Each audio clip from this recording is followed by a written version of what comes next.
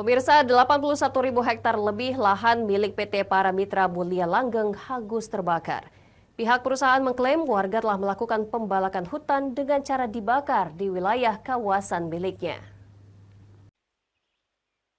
Asisten Kepala PT PML John Henry mengatakan terkait sering terjadinya kebakaran di area lahan milik PT PML.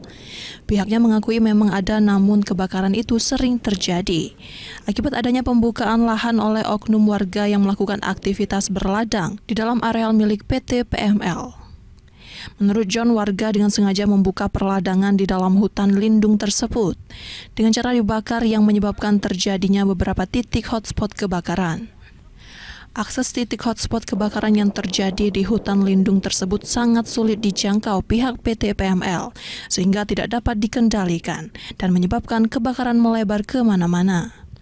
Pihak PT PML menegaskan dari 15.000 hektar areal milik PT PML, sekitar 3.250 hektar diantaranya merupakan hutan lindung.